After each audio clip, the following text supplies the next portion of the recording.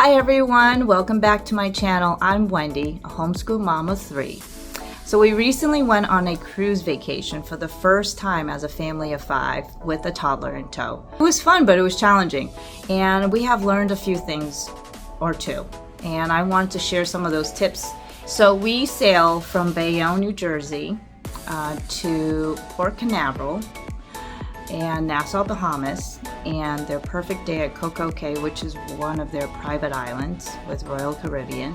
We were on their Symphony of the Seas. I hope this video will be helpful to you when you consider booking a vacation on a cruise. If you like my video so far, please like and subscribe to help my channel. We drove to Bayonne, New Jersey from where we live. I am very glad we left early because once we arrived at the terminal for the cruise, it was a 45-minute wait and back-to-back traffic. I do recommend that you just get there early. Once you do get there, the parking is not bad. I would recommend parking at the terminal because it's right there next to the cruise ship, so you don't have to worry about anything else. Do expect to pay around $200 for a 7-day cruise for parking alone. And the parking, I was very impressed. You get a card with a QR code, you scan it, you put your license plate information on there, and you don't have to worry anymore. So once you leave your cruise, you just get in your car and leave. Because this is one of their larger boats, there was a lot of people. I was not expecting that because we booked this vacation for early September, so I was expecting people to get back in school and the rhythm of things, so the crowd might be less than what I thought, but that was not true.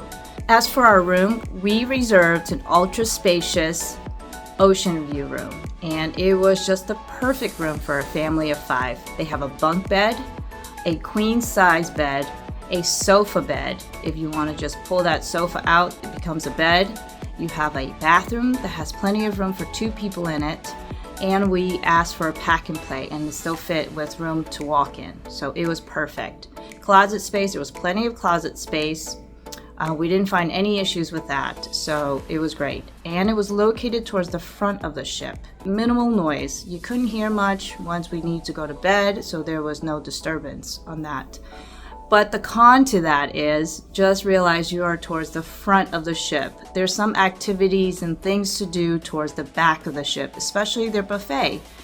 Their Windjammer Cafe is towards the back of the ship, so expect to do a lot of walking if you're towards the front.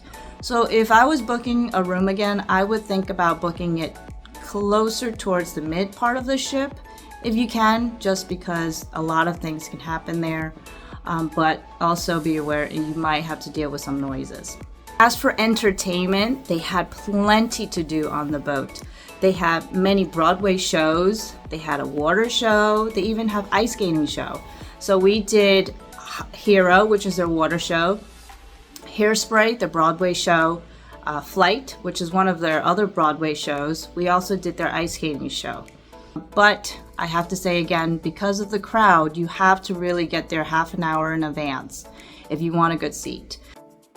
As for activities on the boat, there's plenty to do with the kids, and also for yourself. There's always a list of things to do all day long. Rock climbing, zip line that you can go across, there's miniature golf, there's ping pong, there was basketball, there was an arcade. As for splash areas, there was 2 different ones. There was one for the older kids to go to without any diapers, and there was the one for babies and tots that were in diapers. And I did like that because the older kids weren't going to run over the younger ones. But I do have to warn you in advance. I wish someone would have told me this. The smokers are close to the area where the splash pads are, so you can smell the cigarette smell when you're sitting there with your kid trying to play in the splash pad. One of the cons for doing any kind of activities on a cruise ship, especially one that is so big, is the crowds.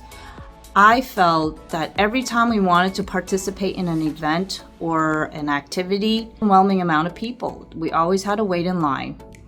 Unless you're a type of person who didn't mind waiting in line for 10-15 minutes, this could be for you. But for us, with a toddler and 2 older kids, waiting in line for 15-20 minutes for one activity was just not fun. Staff members and crew members were so friendly, but I have to say the crowd, I can't say the same. There was many incidents where we found people to be extremely rude because of the crowd.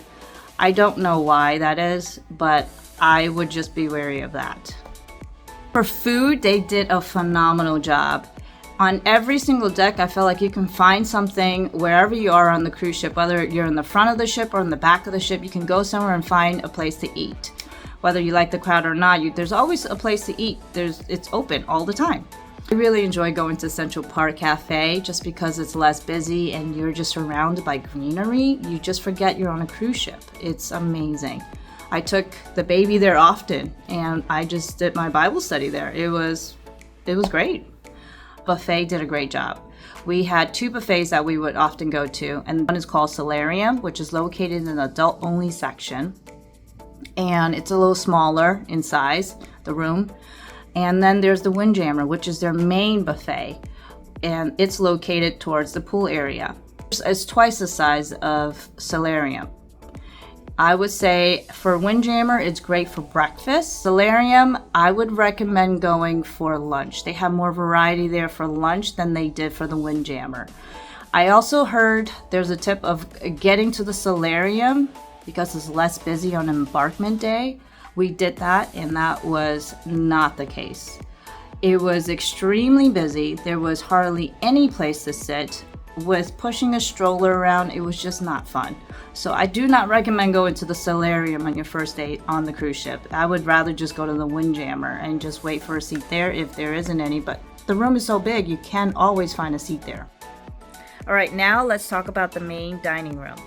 There's 2 options. You can either do My Time Dining, which is flexible on your schedule. You can go in and try to get a seat anytime during the evening, or do the traditional set time dining. We decided to choose the My Time Dining because of the baby schedule, but it really costed us our waiter that we really liked in the beginning. She was nowhere to be found because every night you were getting a new waiter and a waitress or a waitress. So if you are okay with changing of staff all the time, I say go for it. Go for My Time Dining. They were very flexible, but I felt they were pretty flexible anytime. So I don't know. It's up to you. For folks out there that may have a food allergy, good news. Main dining is the perfect place to go for dinner. My husband is gluten-free. He was able to receive the menu for the next day, the night before, and was able to review it. Then he was able to pick out anything he wanted on that menu. They were more than happy to work with us and make it gluten-free just for him. And let me tell you, he said he had the best chicken parm since becoming gluten-free in his life on that cruise. So that tells you something. As for their specialty restaurants, we tried Hooked. It was their seafood restaurant. It was amazing. You should go try it. They had phenomenal steak as well. Not just their seafood, but their steak was just perfect. Ports. First day we arrived at Port Canaveral in Florida. We originally wanted to go to the Kennedy Space Center, and I thought we had plenty of time, but we docked at 1 p.m. And to make it back on the cruise ship by 7, it was a very tight squeeze with everything there was to offer there at the Space Center. Just felt like it wasn't worth it, so we never made it there. But if you have older kids and you guys can hustle and run and get there and make it back in time, I say, why not? I mean, that just sounds like a really special place to be and visit. For our second port day, it was Nassau, Bahamas. It was awesome. We went for a dolphin encounter at the Blue Lagoon. It was one of their excursions offered through their app. I say book it. We got to hug and dance with dolphins. We got to kiss these dolphins.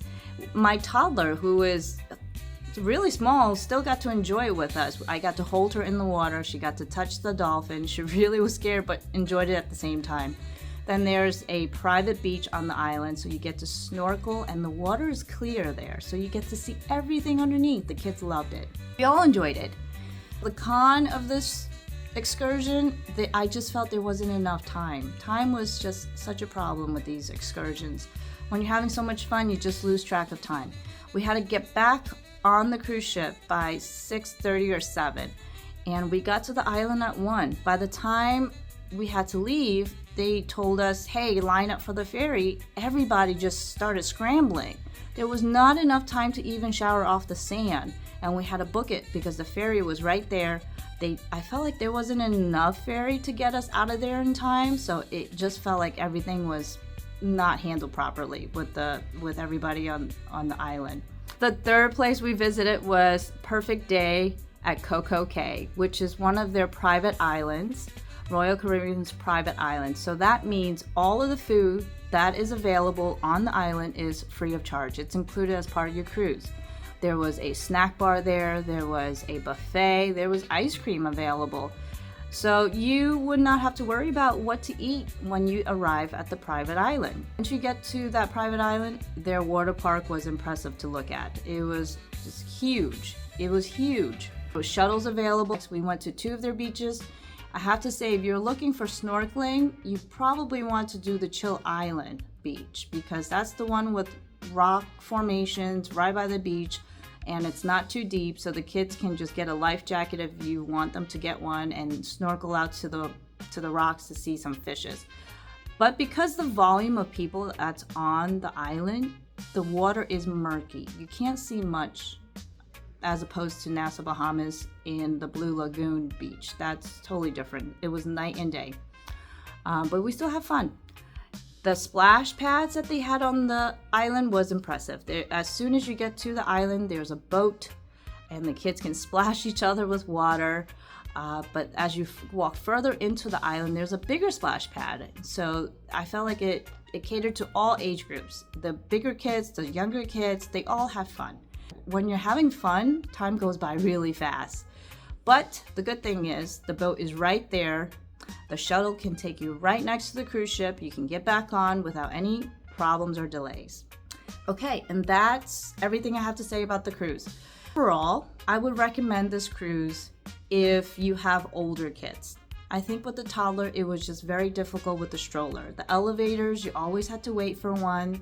The volume of the people were just overwhelming because we had to always wait for something. We couldn't have too much fun on the boat itself because how often we had to wait for something. With a stroller, everything becomes more difficult. The steps and everything else in the boat, because we had to wait for an elevator, I felt like it was always a problem with the elevator. The elevator took about 10-15 minutes each time that we had to wait for it. If you don't mind the wait, I think this is a perfect vacation. You don't have to worry about the food. That was a huge bonus for me. I didn't have to worry about our meals. I can just have them eat wherever they want, eat as much as they want, and leave it there, and then we can just pick up our stuff and leave, and then go on about our day, go on to the next thing. Their kids' childcare on the cruise ship was great. They really did a phenomenal job with that. The changing rooms are super clean. They always wipe things down, and they were very sanitary when it comes to changing rooms. So I give them a A+ for that. If you're looking for something that is high intensity with things to do, this is it. But if you're looking for something chill, I would not recommend a cruise. I would look for a normal beach vacation. You can just lay out on the beach and not worry about anything. I hope you found this video to be helpful. Like or subscribe, and I'll see you at the next video.